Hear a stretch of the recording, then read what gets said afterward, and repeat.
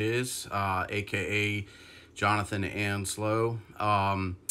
So I recently did an unboxing, as I call it, and I was kicking myself after the fact because I overlooked a package that I had to the side, and it's a particularly sweet package because it had those magical words emblazoned on the side of the box, limited run games. I know I've sung their praises before. I just love them keeping the dream alive of physical media. Who knows where our digital collections are going to go?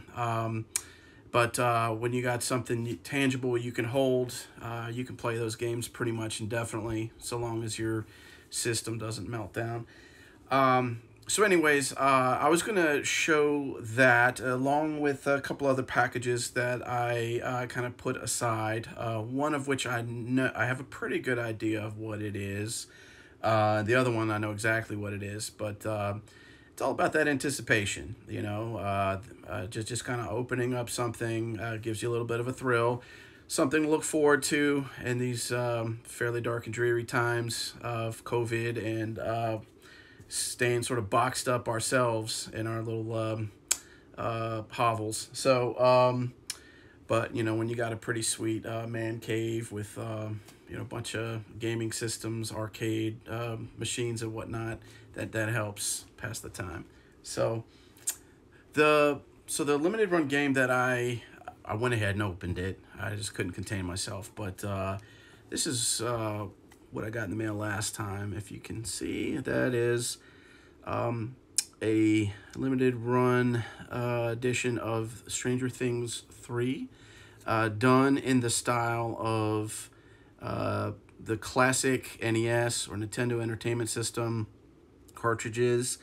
I just love this little pixel art on display here. You can see on the back, they just pretty much followed the template for what a NES game box is supposed to look like. So I'll keeping this bad boy sealed. I don't know, at some point I might open it up, but from what I understand, I think the inside may have an NES cart replica that is just for show. It doesn't play on the NES, but also came with this cool little card. I love that about limited run games, how they keep trading cards going too. That was something I grew up with, and mostly I have a bunch of sports cards, but I was mostly about the honestly the movies and the TV shows and whatnot. So I got a ton of those. Anything from like Tron, Dark Crystal, Star Wars, Empire, Jedi, just Indiana Jones, Raiders, all that stuff. Even some Jaws 3D cards that you can get these little tiny blue and red glasses and see the little 3D images popping out.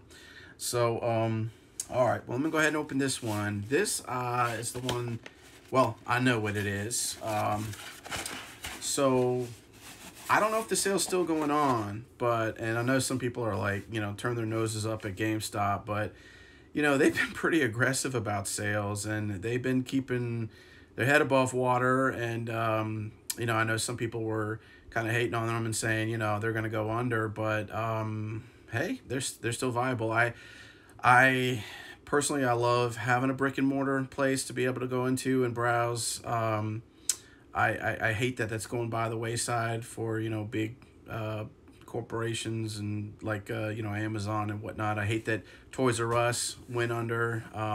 Maybe it'll be resuscitated after all this COVID stuff. But anyway, let me go ahead and, like I was mentioning, so GameStop, they had the sale on Nintendo games, on Switch games, which is pretty rare.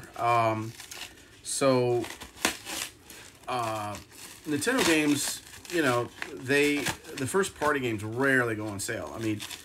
They're like $60 or whatever, sometimes a little less, but GameStop had a sale where they were like $20 off, and so I had to jump on that. That's kind of like Black Friday prices right there. Again, for first party Nintendo games, it doesn't get that much better than that. So these are actually going to be for my son, and I think maybe one for my daughter, because I think there's one in here that she would like. But so yeah, I got these 4 for 160 bucks. Not bad. So Super Mario Maker 2, which they loved the first one. They played quite a bit of that on the 3DS. This Super Mario Brothers U Deluxe. Apparently, I think you can play up to, what, four players on here. So this will be a great one for us all to play. I think my son will really dig that. I think he's a fan of Yoshi. Oh, and Splatoon 2. So a lot of good gaming to be had there.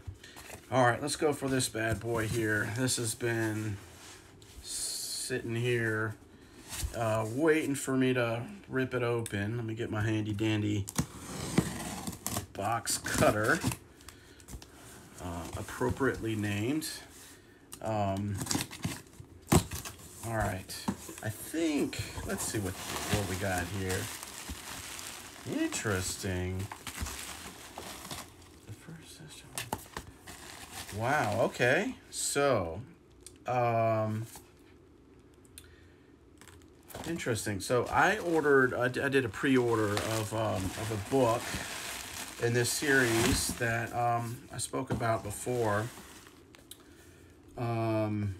Or was this one of the originals? I can't remember.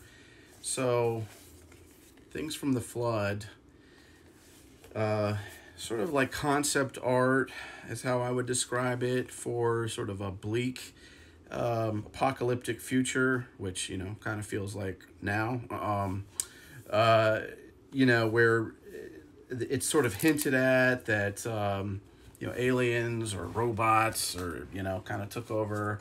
And it, you know, it's like you take everyday photos, but then or photorealistic kind of paintings, and then you add some kind of, I don't know if you can see all that, sorry. And then you add some kind of like sci-fi elements to it, like, you know, giant, you know, robot machines, or, I don't know if you can see there, but anyhow, I love it. I love this kind of stuff. And apparently this series was, made into an Amazon series, which floored me. I didn't know that it was coming, so that was a nice surprise, and I believe that it's actually out now on Prime Video, so I'm going to check that out. And it looked like they threw some other things in here.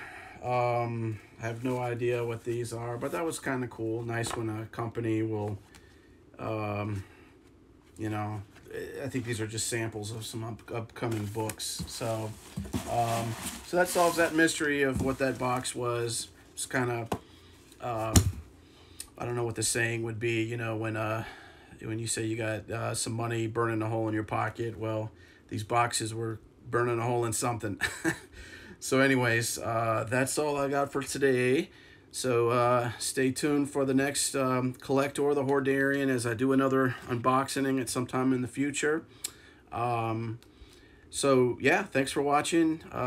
Thanks for being a part of Geeks Like Us, and be safe out there, and we'll catch you on the flip.